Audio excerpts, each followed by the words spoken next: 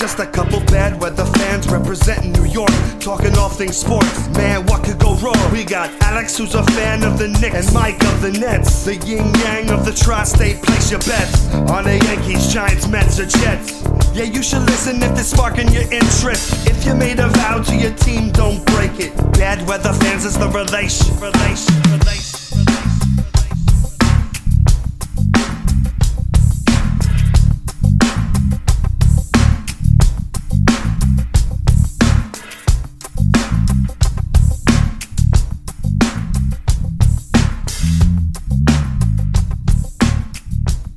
That's right. This is Bad Weather Fans, episode number 119, NBA Finals Preview Edition.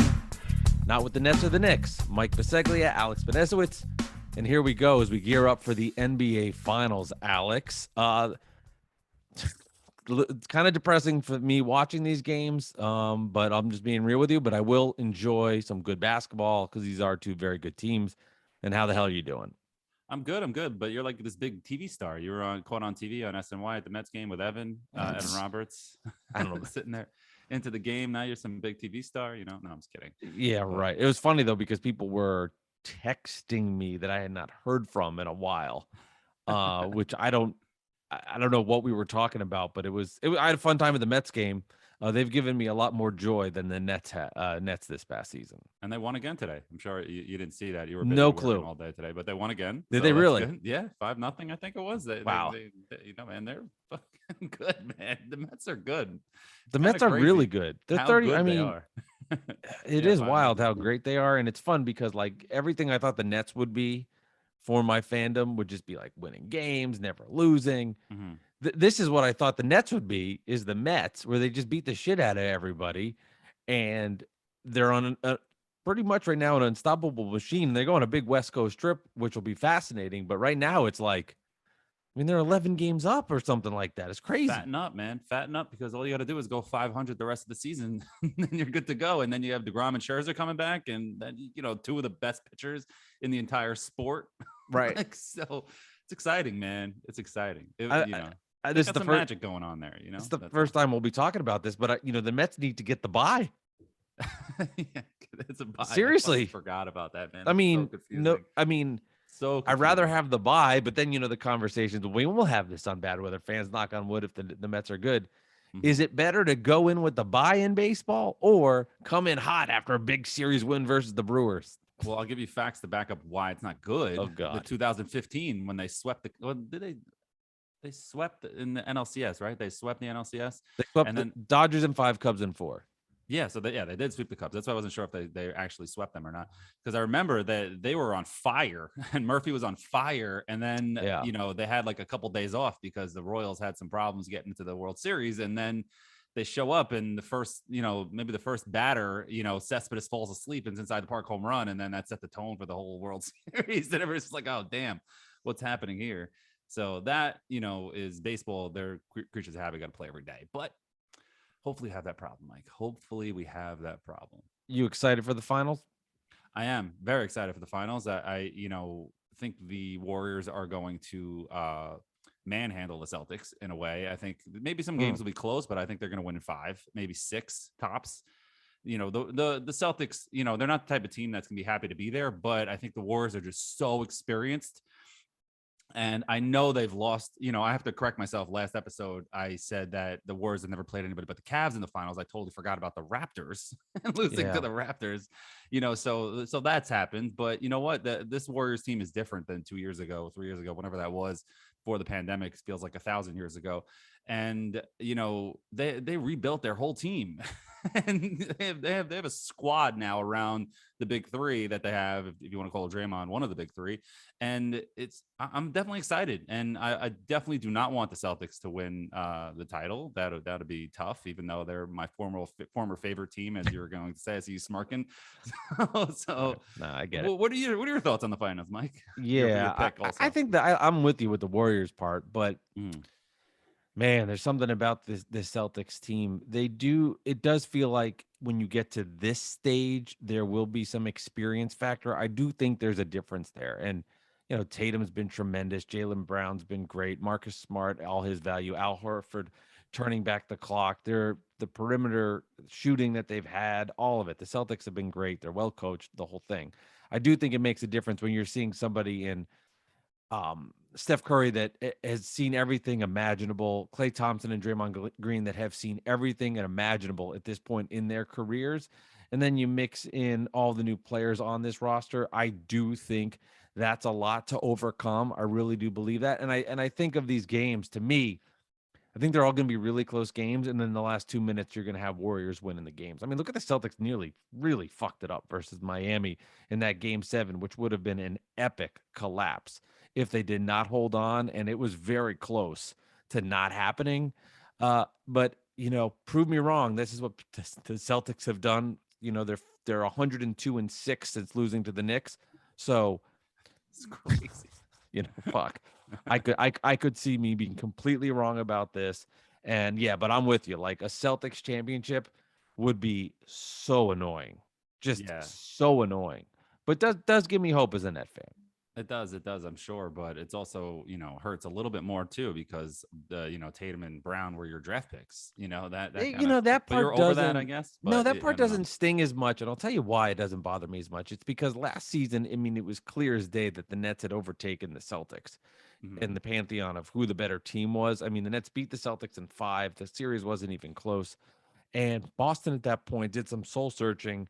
They really got a lot better internally. Their internal growth is through the roof. I mean, Development, obviously, yeah. Smart, Tatum, Brown, they all got so much better in the moment, well coached, the whole thing. Williams, The Williams is the ultimate. Williams Yeah. is yeah, they both have improvements everywhere. Mhm. So what was your original question? If I've lost track of my brain. The two Tatum and Brown being Oh, it your does. picks, not Yeah, your because we've moved on from that. Like, I've acknowledged that loss, and I think because the Nets are not shitty, like, they have a foundation piece where Eh. they can be good. No, I Yes. mean, you're relatively, yeah, they had a shitty season, but the Nets Yeah. go to championship next year. Like, I'm not. No, That doesn't bother They me as can. much. What bothers me more is that they just manhandled them this year, and everything they did right is what the Nets did wrong. Like, talent wise, the, the Nets are there. It's just that they took the regular season seriously. They're a better team, better coached, and they took advantage of that and did everything the proper way. And I'm really jealous of that. I'm really jealous of that. Yeah, and you mentioned it before the podcast. I had totally forgotten that their starting backcourt was gone. I'm like, who were those guys? And you're like, yeah, Kemba and Fournier, and then the addition by subtraction, which is crazy. That totally slipped my mind. That Kemba and Fournier were there. I know Kemba was injured a lot in that year, and then he went to the Thunder, and it was a mess. But like. Oh no, it's traded to Thunder. Who cares? Don't Off quote me on season. the Yeah. off-season shit. He Yeah, played Celtics then Knicks. The bottom line is yeah. everybody knows he's not good anymore. Yes. And Al Horford is a great story too. Speaking of the Thunder, he's on the Thunder and he's deactivated. Just go home, work out, get your paycheck. We just want to play these young guys because Sam Presti, who's a quote unquote genius, just loves losing games and never wants to win. But so they didn't have any use for him, and then you think now he resurfaces with the Celtics where they love him there, even though he was an overpaid player the first time around, and now look at him. He's in the finals. He's crying after they get to the finals. It's finally a career achievement, and people mocking him for that. That's which ridiculous. Is absurd. That's so stupid. It's just, this is Al Horford. This is not LeBron James getting back to the finals for the 12th time. This is Al Horford, 13th time, whatever it is. He's just excited. You know what I mean? Let him be happy. Why can't he be happy? Yeah, because people suck, Alex. I mean, that's the bottom line. Like, this is Al Horford, who has accomplished so much in his NBA career, accomplished a lot in his collegiate a lot of career. games. Yeah. He's been through a lot of games. He's been through big spots with Atlanta, coming up short. And now here he is when people thought he was washed and done, that he comes back to Boston. And it's not just on the Celtics, riding the bench of an NBA Finals team, is giving serious minutes, serious contribution. Good minutes. Yeah. Had played such a role. I mean, that game against the Bucks in particular, where he was outrageously good. I can tell you from watching the Nets games, he did not miss a fucking three that entire series. I swear to you. How could anybody minimize his excitement? Is just somebody that clearly is frustrated with themselves and can't handle somebody else seeing joy. I don't want to see the Celtics win, but But as a human being, Individually, seeing yeah, that, like, of course. I mean, I know I can speak for myself, and I don't know how you would react, but if like the Nets won the NBA championship, I wouldn't be, and if somebody were to, I think I'd be emotional about it. Yeah, it's just sports. I get it, but how much as fans, bad weather fans, we invest in our teams that we love. I'd be more shocked if Al Horford was just like, on to the next one. It's like the guy had a great moment. Good for him. Yeah, it always sticks out in my mind in '94 when the Knicks finally got past the Pacers and the Bulls and whoever it was and got to the finals.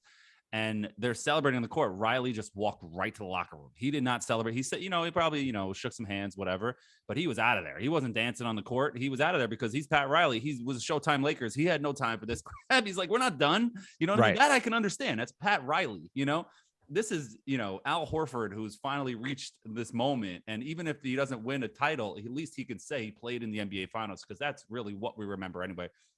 We don't remember these random great 7-game series in the first and second round. We remember the NBA Finals. And you'll remember that Al Horford is now going to be down in history as a player that played in the NBA Finals. That's a big moment for him, and I'm happy for him. And to answer your other point about if one of my teams win, I will definitely cry. It will definitely be tears. I don't know if it'll be flat out like hysterical crying, but I definitely will have a tear in my eye for sure. I invested enough time in my teams to feel emotionally connected to them to a certain extent that I'm an adult now. It's not like I was when I was a kid, but still, I put in so much time and work into these teams, thoughts, reading, watching, doing everything that it'll be an emotional moment. Podcasting, but it's never going to happen. So it's okay. Oh, well, that's a scary. Like the Johan no-hitter, that's a 10-year anniversary. I thought that would never happen. So we'll see. Oh, I mean, as a Mets fan, yeah, that's way too early per se. But it's exciting. But Yes, you're thinking big things in your head. You have to. Cautiously optimistic. Or if you're a Yankee fan, I mean, you've seen it a bunch, but you're cruising, you're playing great.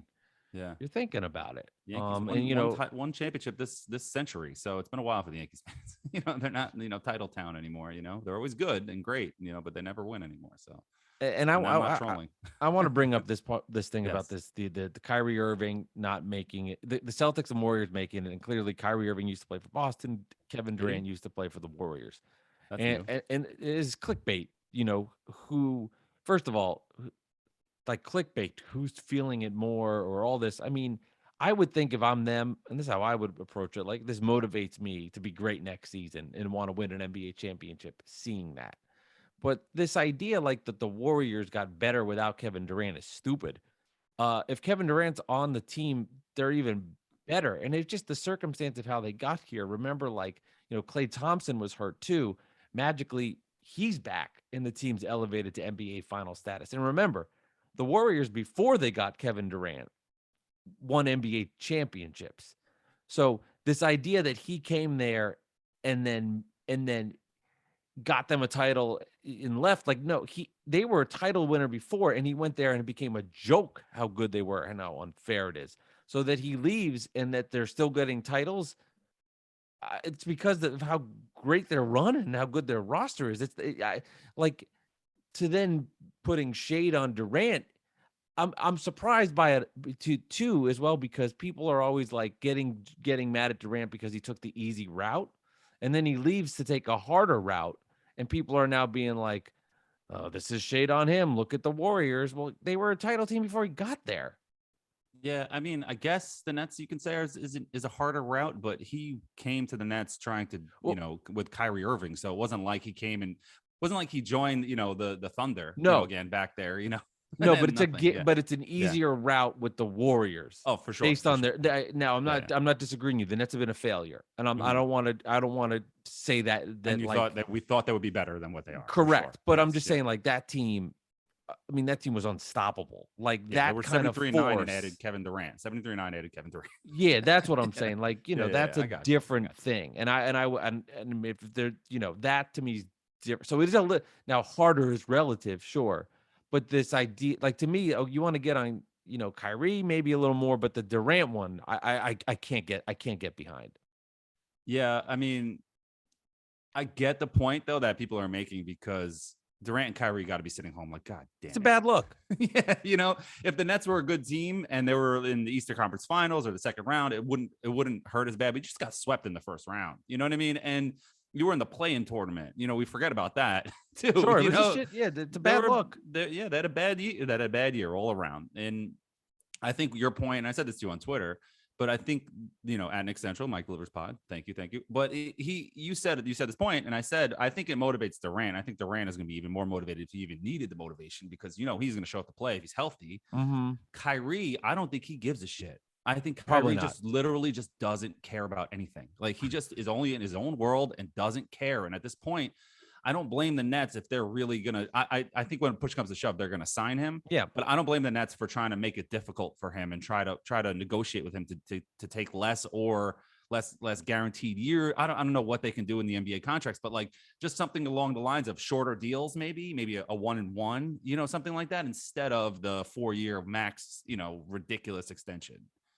Yeah, it's all a show to me from the Nets. I don't know. People are saying Kyrie's gone. Give me the better deal. Give me how they're improving. Show me how this makes Kevin Durant happy. I don't see that route. I just don't. Now, they're going to have to live with this. I mean, they're going to have to live with it. I mean, they are going to have to live with it. And that's why I do have a little hope, though, because I see the Celtics, who are a team last year that get busted in the first round. They didn't have Jaylen Brown, which hurt. They improved internally, and they made the NBA Finals. Yeah. As shitty as it was, and I'm not saying I don't think the Nets are ever had a chance to win this series in retrospect, but they were in all 4 games and just couldn't beat them at the end because they weren't good enough as a team and didn't have that factor. It wasn't like they went and played the Celtics and it was a sweep and they weren't beat. Like game 1 also was a crazy at the buzzer layup. You know what I mean? Right. It was the Nets lost by a combined 18 points in 4 games. So they got swept. They never had a chance in the series. Maybe if they win game 1, this thing probably goes 6 in my mind. They steal one in Brooklyn because it's 2-1 and the whole thing. They're more excited about the game 4. Yeah. But I'm maybe I'm selling myself on this, but I don't think this team is like destroyed because they lost to the Celtics like that. Like the Celtics are in the NBA Finals and the Nets played them tough in the first round. And you could argue was the most fascinating series of the playoffs. It's weird because like the Celtics the Celtics blew out every other team. Now the other teams did win games and the Nets did not, and that means something. But every game in that series was close, and it's just the if factors with Ben Simmons and the moves they made. Like the Nets aren't dead. I don't think they're dead. No, they're not. But if they do decide to get rid of Kyrie, they have to trade Durant and then just try to start over with Ben Simmons. They're not doing. But it's just a wild scenario. It's not going to happen. But I'm saying if they do decide to say, you know what, Kyrie, we don't want anything to do with you, and they let him go for nothing because saving the cap in addition by subtraction is the route they want to go because he's asking for too much and he doesn't want to budge because he's the kind of guy who won't budge. He wants that max extension. He's going to try to get it no matter what. And if they say, you know what, we don't want to do that, and they say goodbye, go get something else, they have to start over, and then you're fucked for another 5 years. You know what I mean? And the point is, though, if they're already over the cap, it doesn't matter. It's not like he doesn't come and they're like, oh, we have 25 open now. What do we want to do? No, that money's not available you can't just anyway. Trade Durant for an expiring contract. You got to take on a bunch of shit. It's just like you just dug in and just. No, you have to dig in. You have to dig in Durant, Irving. And then the big if with Ben Simmons. And I mean, he's such there's so many question marks with the Nets. And my hope is that they've just hit their bottom. And here they go ascend to the top. Like the Celtics hit their bottom. Brad Stevens, Danny Ainge, the turnover, and how it didn't feel like, when we started the season, who's going to have a better year, the Knicks or Celtics? And now that conversation seems really stupid. That seems like, I mean, so that's the part. That's the part that I'm saying. Like things can change fast. All the 4 teams that made the conference finals, none of them did the year before. So I'm giving myself hope with the Nets, and I have to because that's what we do as fans, and that's how we have to feel about it. And I have to give myself some of that self-motivating hope, as much as it might annoy Knicks fans who want to say, enjoy it. You got your wins. From a Nets standpoint, they were shit. Yeah. You enjoy it. Had fun with it, but it's a battle. It's not. They're not gone. They're not gone just yet. It's time for the Knicks to win some games and make some moves that's going to get us to that point to win some damn games already and stop dancing about the Nets. And I love it. I'm going to dance about the Nets every time they lose. I'm going to be very happy every time I'm going to do Let It Burn. I'm going to play it and I'm going to be happy, and that's it because of everything that's happened with this regime that's there right now with this core. But at the same time, the Knicks need to make the moves this offseason that's going to make this team better with addition by subtraction with Julius Randle. It's just, we do this again. We're stuck with Tibbs for at least another half a season. That sucks. But you know what? It's time to make if you want to make the coach play the young guys, don't give him a damn choice. Get rid of Alec Burks, get rid of Noel, get rid of Randall, get rid of all of these guys that are clogging up minutes. Maybe keep Taj Gibson just as a player coach on the floor, somebody like that. But just get rid of these guys. So it's kind of like the movie Moneyball, where you trade the rookie just so he doesn't have to play. I mean, you trade the vet so he plays the rookie. You trade the rookie. Who cares? Right. Just make sure the roster is set that Tibbs has no choice but to play Obi and Quickly and these guys. Get rid of Alec Burks because he loves the guy. The guy played more minutes than some superstars this year, which is insane. Yeah, see, I hear you, and you have the perspective of not liking Burks, but to me, it's like you can get Burks minutes, but just change it up and not have him be the focal point. And maybe then if he becomes a guy that's playing the 15 to 18 minutes off the bench, you feel good about him because the progress is going. And I'll use the Celtics as an example. It's the fucking love fest for the damn fucking Celtics. But like, look at Robert Williams, okay? He's clearly the centerpiece of them defensively, but we talk about how important Al Horford is in the minutes that he's given. And I don't think that Burks has the kind of career that Al Horford had. But the point I'm trying to make is the teams that do it right, let the young guys develop and get better, but are smart about the veterans that are there. And I'm going to give an example of it you're not going to like it, but I'm going to see if I can get you to agree with it. When the Nets were improving a couple of years ago, they were improving on Jared Allen. They were improving because of Karis LeVert, Spencer Dinwiddie, D'Angelo Russell. All the young players were getting 30-ish minutes to improve and play better. But Jared Dudley still got minutes when he was needed. But he wasn't. But Kenny Atkinson didn't go to, and he did a little bit in the playoffs. But it wasn't like Jared Dudley was relied upon, and that meant that you weren't going to give minutes to Karis LeVert. I know they're different positions, but the point is these guys could have a great role and a great impact if done correctly. And that to me is how the Knicks have to focus their energy. And that's like, to me, the perfect guy for this. And will be interesting to see how he comes back is Derrick Rose. Because to me, he is such a good professional. Yeah. Great leader. Everybody loves him. Coach gives you the 20-25 minutes. Like, what is Derrick Rose? And that, but you want to make sure, for example, next year, Emmanuel Quickley's not playing 12 minutes because Derrick Rose needs 28. That's the example. But Rose, but how perfect is Derrick Rose to be a mentor in that situation for a guy that has seen everything in his career? Yeah, well, that's the problem, is that Tibbs is playing Burks at point guard, and he's a shooting guard, or even can play small. He's not a point guard, and he's getting torched. And Burks is good. I like Burks, but you know what? I don't trust Tibbs to have Burks on the team. He loves the guy for some reason. I never wanted them to sign Burks in the first place, but everybody told me he'd be a 15th man. Don't worry about it. He's the 15th guy. Yeah. 3 years later, he's starting at point guard for the entire season. So I don't want to hear about people complaining about me complaining. Sometimes I have a point. These are the kinds of guys you can't just trust this damn coach, because he doesn't know, he doesn't know how to rotate the players in there that are doing better, because he cares more about his opinion than he does what is right. He wants to be right. He doesn't want to be wrong. So he's going to go that way no matter what. And that's why he should have been fired. But we're here. He's the coach. So this is what we have to do. Derrick Rose, Quickly, those guys got to start. If he comes back, Derrick Rose probably come back. I mean, he's under contract, but we'll see if he can stay healthy. The other thing is, the rumor today is that the Knicks are going to try, or people are saying a possibility, they're going to try to trade up to number 4 to try to draft Ivy. And if they do that, I'm for that. Ivy, I'm not a huge fan of, after getting beat by a bunch of guys from Jersey City in the tournament. Whatever. It might not have been all his fault. Who cares? But, that's just eye-opening to me. If you're that great, you know what I'm saying? You don't lose those games. But that's another story. And I don't know. Just maybe it's not going to, because the Kings don't really need Julius Randle because they have Sabonis, but maybe it becomes a 3-team deal. Maybe the Knicks just trade a couple of draft picks in the future instead of trading Randle in that deal. But you have to get rid of Randle. Yeah, anything could happen this offseason, as long as maybe I don't want to say anything. Bring back Mitch, get rid of Randall. then whatever happens from there, I can deal with. You know what I mean? Depending, obviously within reason. But this regime, Leon Rose, has proved that he does nothing. So trade deadline, he did nothing. Last season, he signed Fournier and then got Kemba on when he got on a buyout.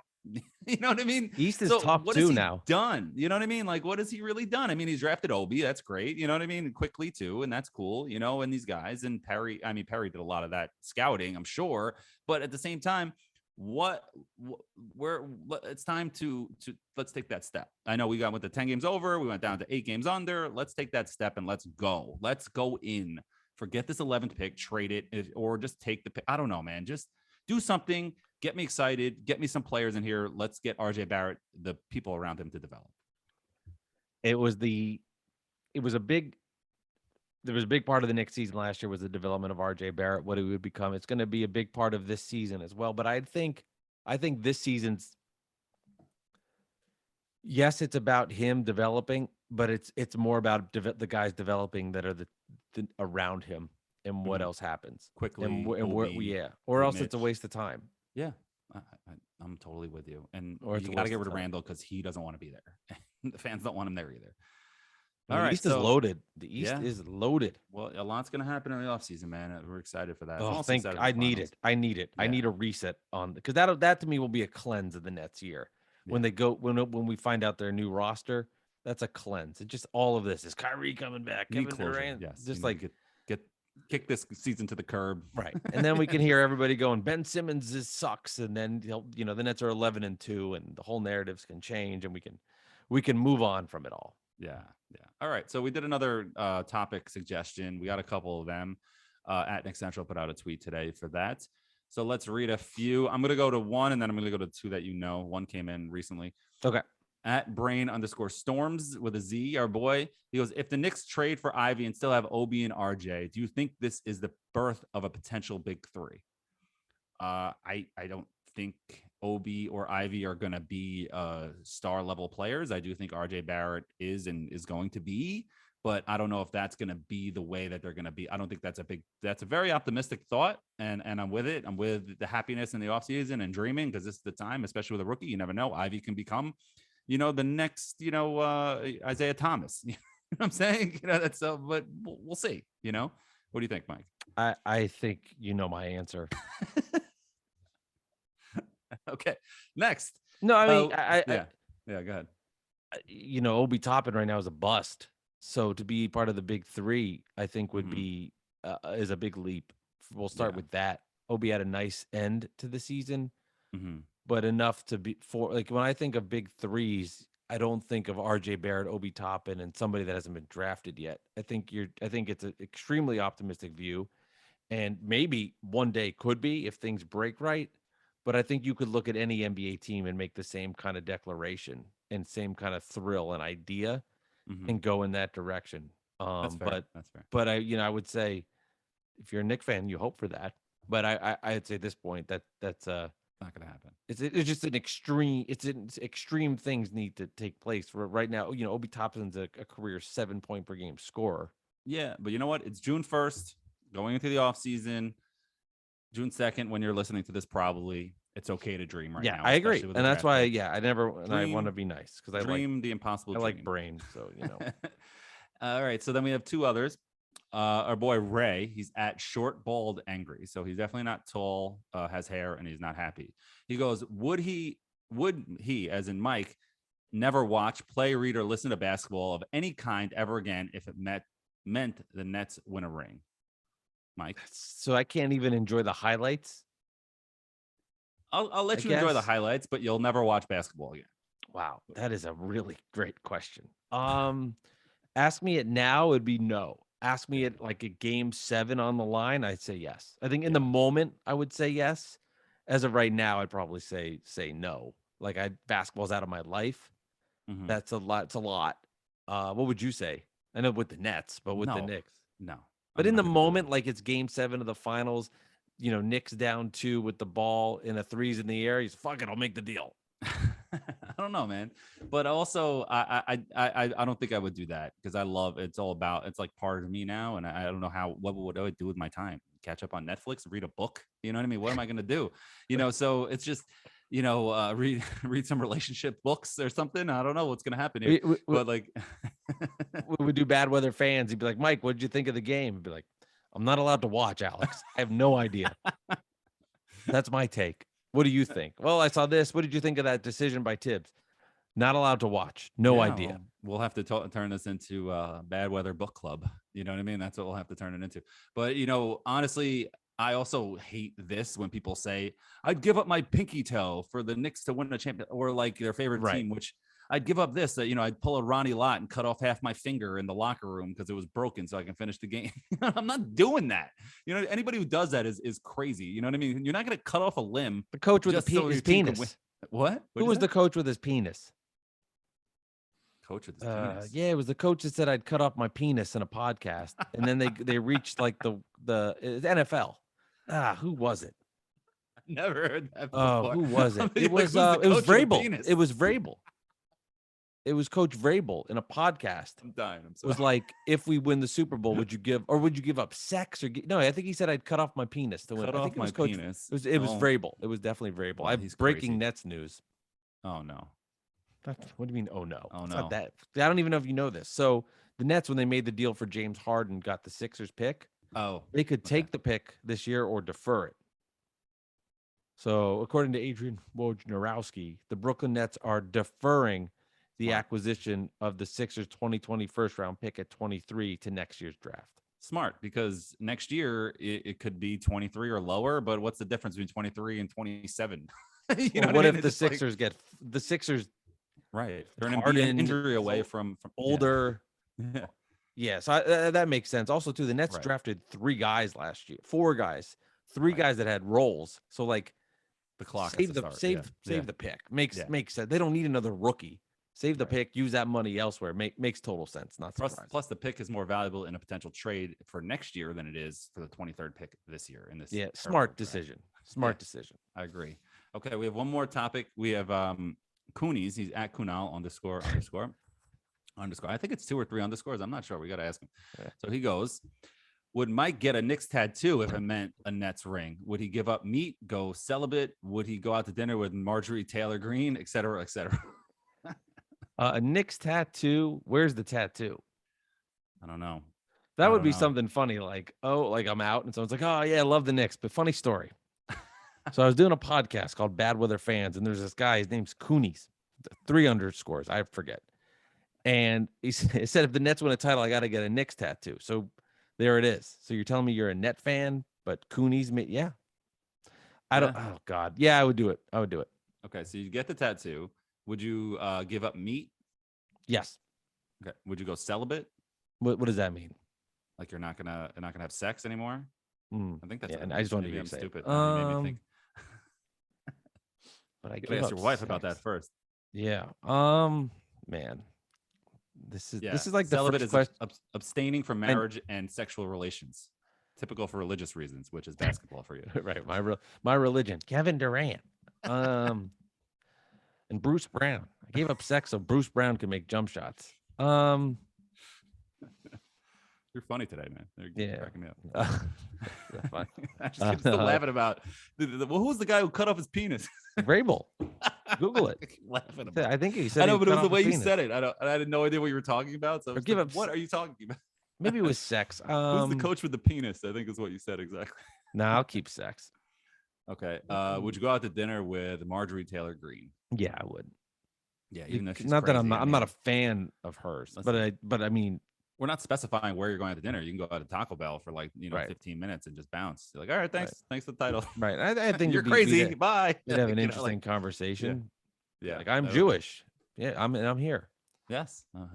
Anyway, I don't want to go down that road. Yeah. Sorry. Yeah.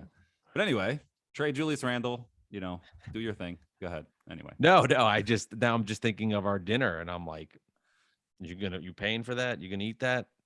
How do you want your steak cooked? I can't eat steak, so you can't eat meat, and I can't eat meat. What do you think about the people who get the tattoos? Like you saw the Celtics. I don't know if it's real or not. Some guy got a Celtics 2022 championship banner tattoo on his arm. Now, what do you Looking think for about- attention. I think you're looking for Can attention. you imagine doing that? Getting You're a looking for tattoo? attention. You're Yeah. looking for attention. And Why it's a would you do banner. that? Like you can't. It's not like a little logo where you can have an artist like fix it and make it into something that's These like people not suck. looking like a banner. You're just a moron. Yeah, these people are looking for attention. You can change the 2 to a 3, maybe, if you can even do that. But you can't just like get the eraser and erase a tattoo. You know what I mean? You're just fucked. Yeah, it's there. No, it's a lot of laser surgery. It's stupid. It's Yeah, I Googled Mike Vrabel penis. And yeah, why Mike in the first article, why Mike Vrabel's penis is on the line if the Titans reach the Super Bowl. Well, I'm glad I missed that story. Yeah, he said in a podcast. I'm trying to find the exact quote. Like, I'm not crazy, guys. I'm trying Yeah. to tell the listeners this actually happened. Yeah. Well, interviewing on the Bussin' with the Boys podcast with former Titan Will Compton. So they were joking around. Yeah, obviously, no one would really do that. No one's like, here's the He Well, said Ronnie he would Lott give really it did up. cut off part of his finger in a football game. He broke his finger and it was like hanging off, and he's like, "Just cut it off, man. Just cut it off." And he taped it up and went out and played the rest. Yeah, of the game. I think if his penis was half off, he wouldn't be like, cut it off, cut it off, Forget it. We got a title to win. put it on Yeah. ice. Yeah. I got a 3rd down and 8. 3rd down and 8. Lott lines up at the line, missing his dick. I don't think that's going. All right.